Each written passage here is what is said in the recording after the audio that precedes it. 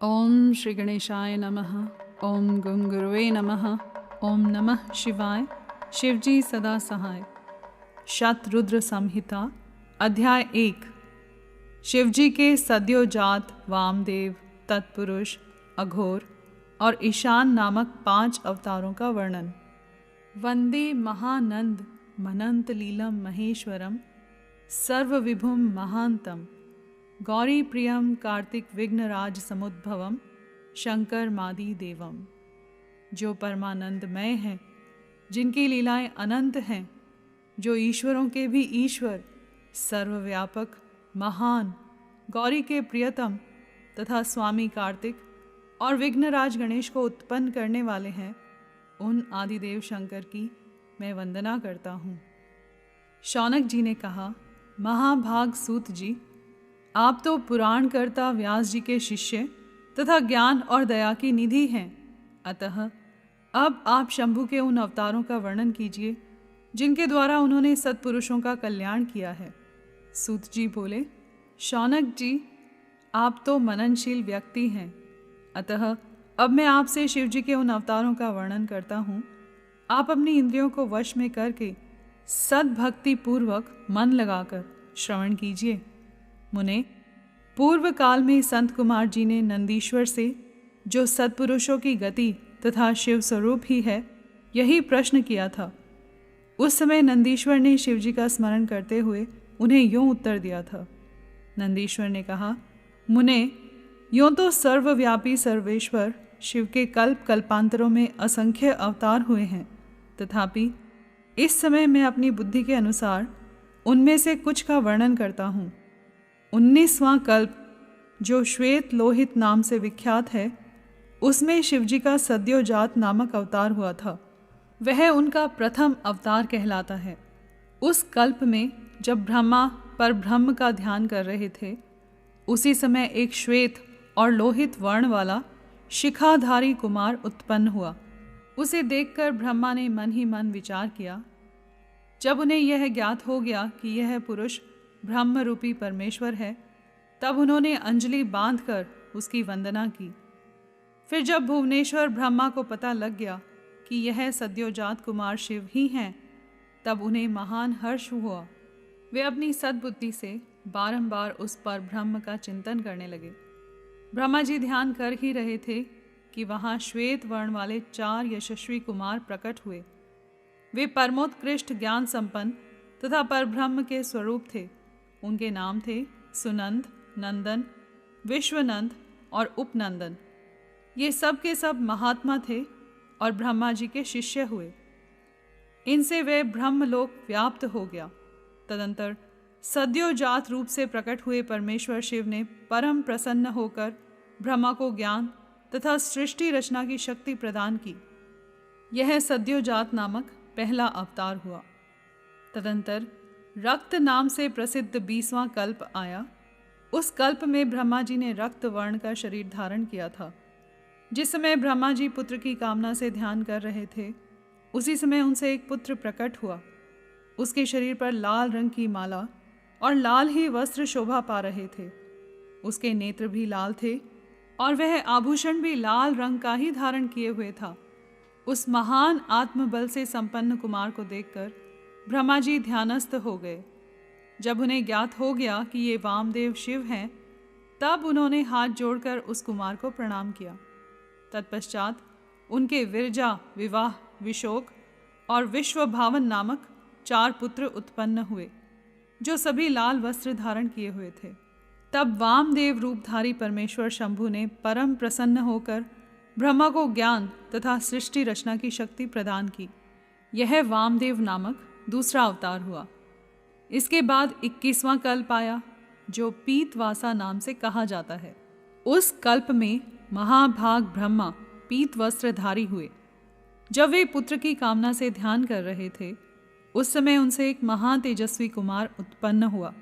उस प्रौढ़ कुमार की भुजाएं विशाल थी और उसके शरीर पर पीतांबर झलमला रहा था।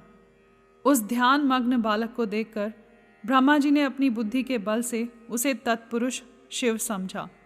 तब उन्होंने ध्यान युक्त चित्त से संपूर्ण लोकों द्वारा नमस्कृत महादेवी शांकरी गायत्री यानी तत्पुरुषाय विद्महे महादेवाय धीमहि का जप करके उन्हें नमस्कार किया।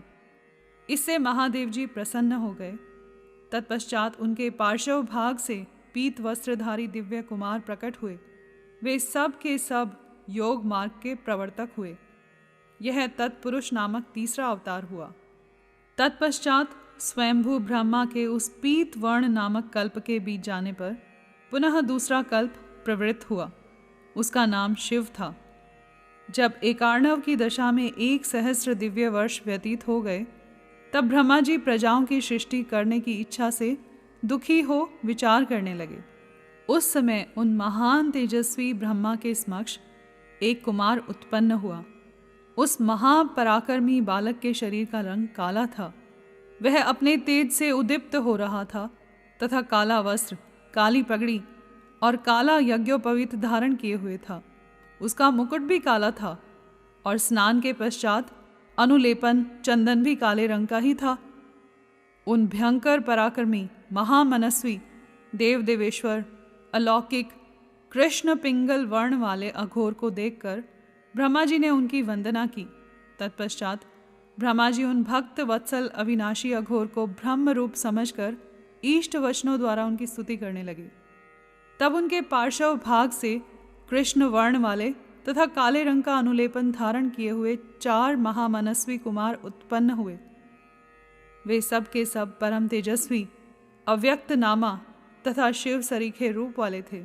उनके नाम थे कृष्ण, कृष्णशिख, कृष्णास्य और कृष्ण कंठधृक। इस प्रकार उत्पन्न होकर इन महात्माओं ने ब्रह्मा जी की सृष्टि रचना के निमित्त महान अद्भुत घोर नामक योग का प्रचार किया। यह अघोर नामक चौथा अवतार हुआ। मुनीश्वरों, तदंतर ब्रह्मा का दूसरा कल्प प्रारंभ हुआ। वह परम अद्भुत था और विश्वरूप नाम से विख्यात था। उस कल्प में जब ब्रह्मा जी पुत्र की कामना से मन ही मन शिवजी का ध्यान कर रहे थे, उसी समय महान सिंहनाद करने वाली विश्वरूपा सरस्वती प्रकट हुई तथा उसी प्रकार परमेश्वर भगवान ईशान प्रादुर्भूत हुए, जिनका वर्ण शुद्ध स्फटिक के समान उज्ज्वल था और जो समस्त आभूषणों से विभूषित थे। उन अजन्मा, सर्वव्यापी, सर्वांतर्यामी, सब कुछ प्रदान करने वाले, सर्वस्वरूप, सुंदर रूप वाले तथा अरूप ईशान को देखकर ब्रह्मा जी ने उन्हें प्रणाम किया। तब शक्ति सहित विभु ईशान ने भी ब्रह्मा को सन्मार्ग का उपदेश देकर 4 सुंदर बालकों की कल्पना की। उन उत्पन्न हुए शिशुओं का नाम था जटी, मुंडी, शिखंडी और अर्धमुंड। वे योगानुसार सद्धर्म का पालन करके योग गति को प्राप्त हो गए। यह ईशान नामक 5वां अवतार हुआ। सर्वज्ञ संत कुमार जी, इस प्रकार मैंने जगत की हित कामना से सद्योजात आदि अवतारों का प्राकट्य संक्षेप से वर्णन किया। उनका वह सारा लोक हितकारी व्यवहार यथा तथ्य रूप से ब्रह्मांड में वर्तमान है। महेश्वर की ईशान, पुरुष, घोर, वामदेव और ब्रह्म, ये 5 मूर्तियां विशेष रूप से प्रसिद्ध हैं। इनमें ईशान, जो शिव स्वरूप तथा सबसे बड़ा है, पहला कहा जाता है। वह साक्षात प्रकृति के भोक्ता क्षेत्रज्ञ में निवास करता है। शिव जी का दूसरा स्वरूप तत्पुरुष नाम से ख्यात है। वह गुणों के आश्रय रूप तथा भोग्य सर्वज्ञ में अधिष्ठित है। पिनाकधारी शिव का जो अघोर नामक तीसरा स्वरूप है, वह धर्म के लिए अंगों सहित बुद्धि तत्व का विस्तार करके अंदर विराजमान रहता है। वामदेव नाम वाला शंकर का चौथा स्वरूप अहंकार का अधिष्ठान है। वह सदा अनेकों प्रकार का कार्य करता रहता है। विचारशील बुद्धिमानों का कथन है कि शंकर का ईशान संज्ञक स्वरूप सदा कर्ण, वाणी और सर्वव्यापी आकाश का अधीश्वर है तथा महेश्वर का पुरुष नामक रूप त्वक, पाणी और स्पर्श गुण विशिष्ट वायु का स्वामी है। मनीषीगण अघोर नाम वाले रूप को शरीर, रस, रूप और अग्नि का अधिष्ठान बतलाते हैं। शंकर जी का वामदेव संज्ञक स्वरूप रसना, पायु, रस और जल का स्वामी कहा जाता है। प्राण, उपस्थ, गंध और पृथ्वी का ईश्वर शिवजी का सद्योजात नामक रूप बताया जाता है। कल्याणकामी मनुष्यों को शंकर जी के इन स्वरूपों की सदा प्रयत्नपूर्वक वंदना करनी चाहिए, क्योंकि ये श्रेय प्राप्ति में एकमात्र हेतु हैं। जो मनुष्य इन सद्योजात आदि अवतारों के प्राकट्य को पढ़ता अथवा सुनता है, वह जगत में समस्त काम्य भोगों का उपभोग करके अंत में परम गति को प्राप्त होता है। यहाँ पर अध्याय 1 संपूर्ण हुआ। कर्पूर गौरम करुणावतारम संसार सारम भुजगेंद्रहारम सदा वसंतम हृदयारविंदे भवम भवानी सहितम नमामि।